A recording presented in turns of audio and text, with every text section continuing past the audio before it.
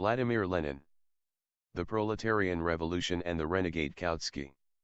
The Constituent Assembly and the Soviet Republic. The question of the Constituent Assembly and its dispersal by the Bolsheviks is the crux of Kautsky's entire pamphlet. He constantly reverts to it, and the whole of this literary production of the ideological leader of the Second International is replete with innuendos to the effect that the Bolsheviks have destroyed democracy. See one of the quotations from Kautsky above. The question is really an interesting and important one, because the relation between bourgeois democracy and proletarian democracy here confronted the revolution in a practical form. Let us see how our Marxist theoretician has dealt with the question.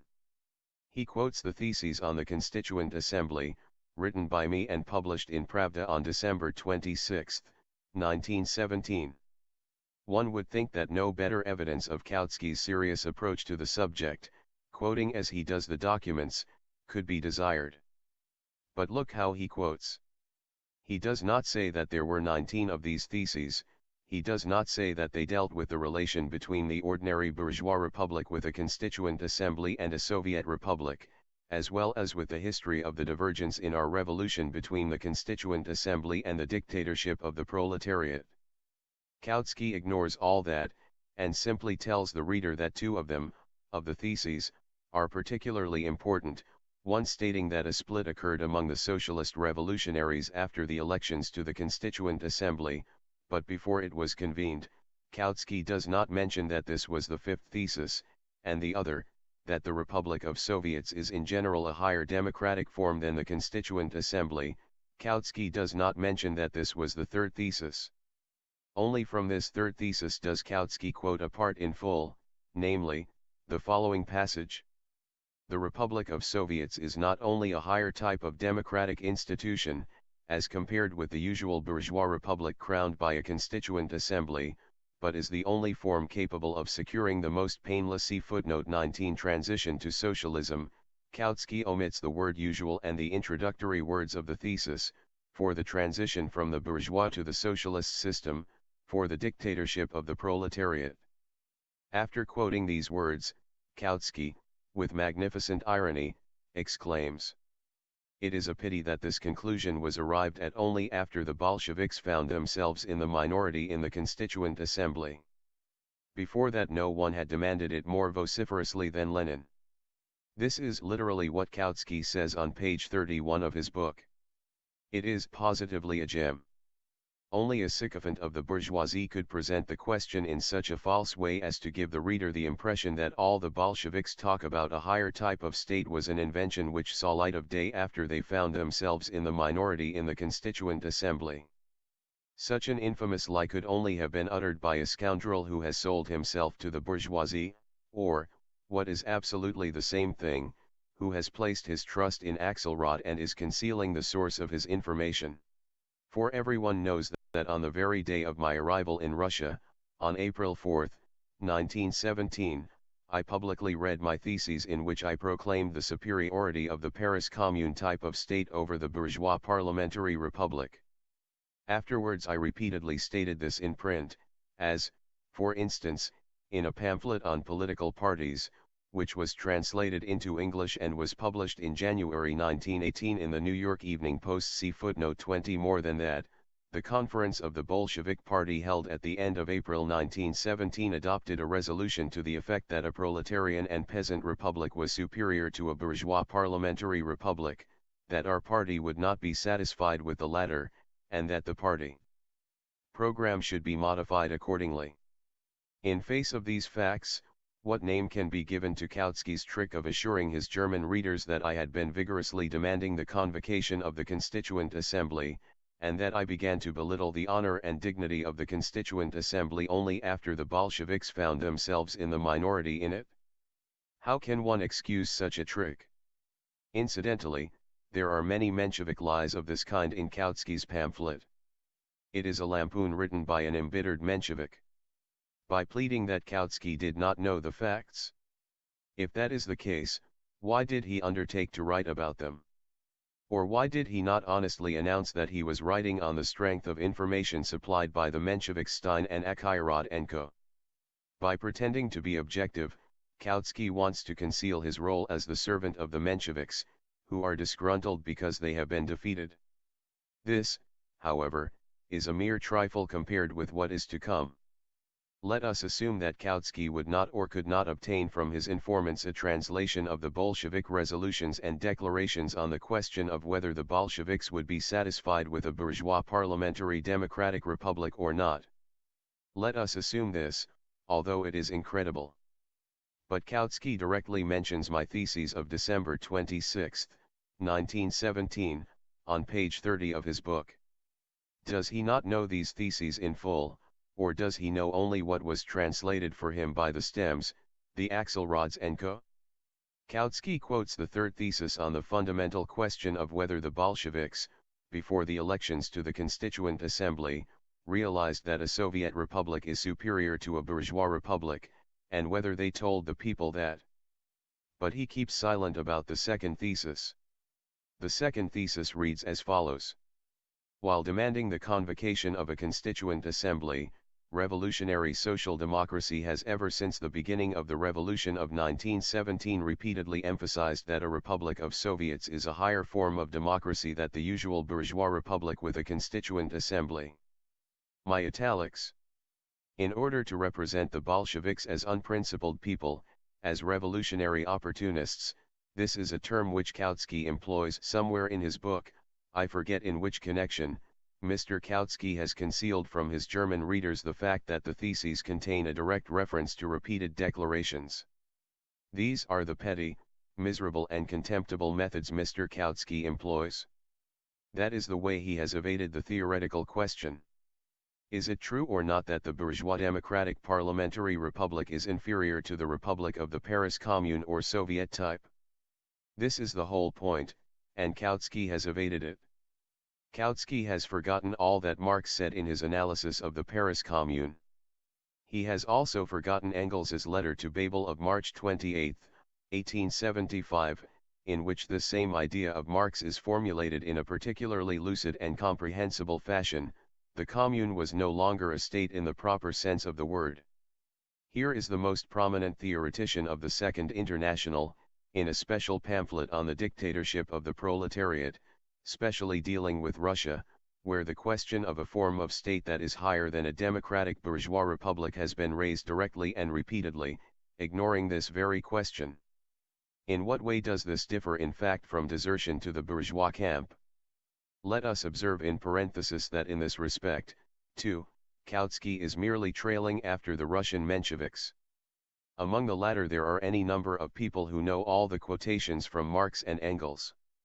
Yet not a single Menshevik, from April to October 1917 and from October 1917 to October 1918, has ever made a single attempt to examine the question of the Paris Commune type of state. Plekhanov, too, has evaded the question. Evidently he had to. It goes without saying that to discuss the dispersal of the Constituent Assembly see footnote 21 with people who call themselves socialists and Marxists, but who in fact desert to the bourgeoisie on the main question, the question of the Paris Commune type of state, would be casting pearls before swine. It will be sufficient to give the complete text of my theses on the Constituent Assembly as an appendix to the present book. The reader will then see that the question was presented on December 26, 1917, in the light of theory, history and practical politics. If Kautsky has completely renounced Marxism as a theoretician, he might at least have examined the question of the struggle of the Soviets with the Constituent Assembly as a historian. We know from many of Kautsky's works that he knew how to be a Marxist historian, and that such works of his will remain a permanent possession of the proletariat in spite of his subsequent apostasy. But on this question Kautsky, even as a historian, turns his back on the truth, ignores well-known facts and behaves like a sycophant. He wants to represent the Bolsheviks as being unprincipled, and he tells his readers that they tried to mitigate the conflict with the Constituent Assembly before dispersing it. There is absolutely nothing wrong about it, we have nothing to recant. I give the theses in full and there it is said as clear can be. Gentlemen of the vacillating petty bourgeoisie entrenched in the Constituent Assembly, either reconcile yourselves to the proletarian dictatorship, or else we shall defeat you by revolutionary means, Theses 18 and 19. That is how a really revolutionary proletariat has always behaved and always will behave towards the vacillating petty bourgeoisie. Kautsky adopts a formal standpoint on the question of the Constituent Assembly. My theses say clearly and repeatedly that the interests of the revolution are higher than the formal rights of the Constituent Assembly, see Theses 16 and 17. The formal democratic point of view is precisely the point of view of the bourgeois democrat who refuses to admit that the interests of the proletariat and of the proletarian class struggle are supreme. As a historian, Kautsky would not have been able to deny that bourgeois parliaments are the organs of this or that class. But now, for the sordid purpose of renouncing revolution, Kautsky finds it necessary to forget his Marxism, and he refrains from putting the question, the organ of what class was the Constituent Assembly of Russia? Kautsky does not examine the concrete conditions, he does not want to face facts, he does not say a single word to his German readers about the fact that the theses contained not only a theoretical elucidation of the question of the limited character of bourgeois democracy, Theses 1-3, not only a description of the concrete conditions which determined the discrepancy between the party lists of candidates in the middle of October 1917 and the real state of affairs in December 1917, Theses 4-6. But also a history of the class struggle and the civil war in October-December 1917, Theses 7-15. From this concrete history we drew the conclusion, Thesis 14, that the slogan "All Power to the Constituent Assembly" had, in reality, become the slogan of the cadets and the Kaldin men and their abettors. Kautsky the historian fails to see this. Kautsky the historian has never heard that universal suffrage sometimes produces petty bourgeois, sometimes reactionary and counter-revolutionary parliaments. Kautsky the Marxist historian has never heard that the form of elections, the form of democracy, is one thing, and the class content of the given institution is another. This question of the class content of the Constituent Assembly is directly put and answered in my theses. Perhaps my answer is wrong. Nothing would have been more welcome to us than a Marxist criticism of our analysis by an outsider. Instead of writing utterly silly phrases, of which there are plenty in Kautsky's book, about somebody preventing criticism of Bolshevism, he ought to have set out to make such a criticism. But the point is that he offers no criticism. He does not even raise the question of a class analysis of the Soviets on the one hand, and of the Constituent Assembly on the other. It is therefore impossible to argue, to debate with Kautsky. All we can do is demonstrate to the reader why Kautsky cannot be called anything else but a renegade. The divergence between the Soviets and the Constituent Assembly has its history, which even a historian who does not share the point of view of the class struggle could not have ignored. Kautsky would not touch upon this actual history. Kautsky has concealed from his German readers the universally known fact, which only malignant Mensheviks now conceal, that the divergence between the Soviets and the general state, that is, bourgeois, institutions existed even under the rule of the Mensheviks, i.e., from the end of February to October 1917. Actually, Kautsky adopts the position of conciliation, compromise and collaboration between the proletariat and the bourgeoisie. However much Kautsky may repudiate this, it is a fact which is borne out by his whole pamphlet. To say that the Constituent Assembly should not have been dispersed is tantamount to saying that the fight against the bourgeoisie should not have been fought to a finish, that the bourgeoisie should not have been overthrown and that the proletariat should have made peace with them. Why has Kautsky kept quiet about the fact that the Mensheviks were engaged in this inglorious work between February and October 1917 and did not achieve anything? If it was possible to reconcile the bourgeoisie with the proletariat, why didn't the Mensheviks succeed in doing so? Why did the bourgeoisie stand aloof from the Soviets? Why did the Mensheviks call the Soviets revolutionary democracy, and the bourgeoisie the propertied elements? Kautsky has concealed from his German readers that it was the Mensheviks who, in the epoch of their rule, February to October 1917, called the Soviets revolutionary democracy, thereby admitting their superiority over all other institutions. It is only by concealing this fact that Kautsky the historian made it appear that the divergence between the Soviets and the bourgeoisie had no history, that it arose instantaneously, without cause, suddenly, because of the bad behavior of the Bolsheviks. Yet, in actual fact, it was the more than 6 months, an enormous period in time of revolution, experience of Menshevik compromise, of their attempts to reconcile the proletariat with the bourgeoisie, that convinced the people of the fruitlessness of these attempts and drove the proletariat away from the Mensheviks. Kautsky admits that the Soviets are an excellent combat organization of the proletariat, and that they have a great future before them. But, that being the case, Kautsky's position collapses like a house of cards, or like the dreams of a petty bourgeois, that the acute struggle between the proletariat and the bourgeoisie can be avoided. For revolution is one continuous and moreover desperate struggle, and the proletariat is the vanguard class of all the oppressed, the focus and center of all the aspirations of all the oppressed for their emancipation. Naturally, therefore, the Soviets, as the organ of the struggle of the oppressed people, reflected and expressed the moods and changes of opinions of these people ever so much more quickly, fully, and faithfully than any other institution, that, incidentally, is one of the reasons why Soviet democracy is the highest type of democracy.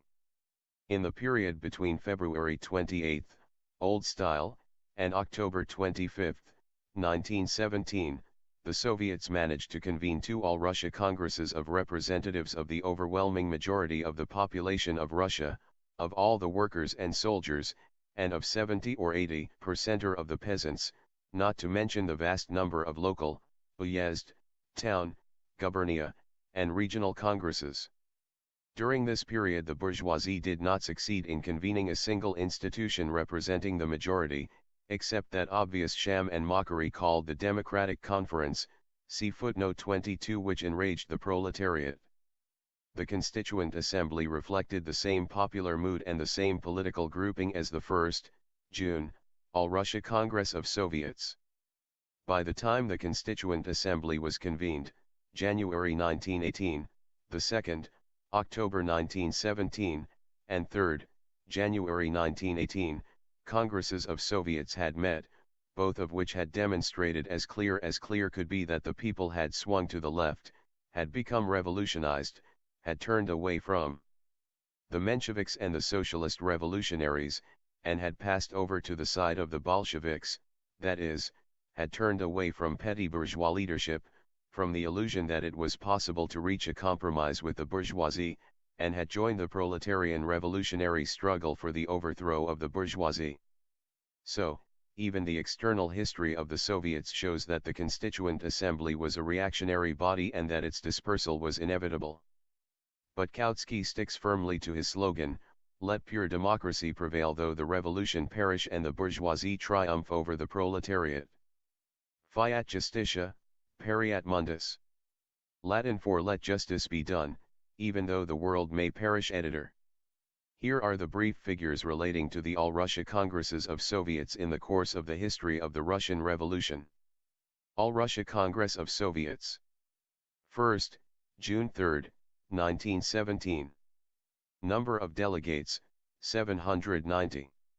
Number of Bolsheviks, 103. Percentage of Bolsheviks, 13. Second, October 25, 1917. Number of delegates, 675. Number of Bolsheviks, 343. Percentage of Bolsheviks, 51. Third, January 10, 1918. Number of delegates, 710. Number of Bolsheviks, 434.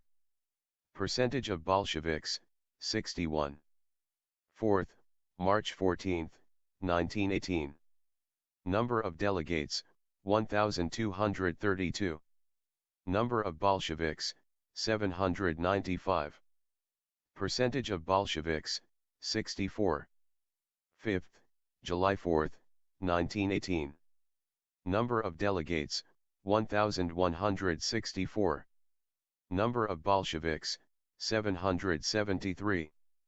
Percentage of Bolsheviks, 66. One glance at these figures is enough to understand why the defense of the Constituent Assembly and talk, like Kautsky's, about the Bolsheviks not having a majority of the population behind them are just ridiculed in Russia. Endnotes. 19. Incidentally, Kautsky, obviously trying to be ironical, repeatedly quotes the expression most painless transition, but as the shaft misses its mark, a few pages farther on he commits a slight forgery and falsely quotes it as a painless transition. Of course, by such means it is easy to put any absurdity into the mouth of an opponent. The forgery also helps him to evade the substance of the argument, namely, that the most painless transition to socialism is possible only when all the poor are organized to a man, Soviets, and when the core of state power, the proletariat, helps them to organize.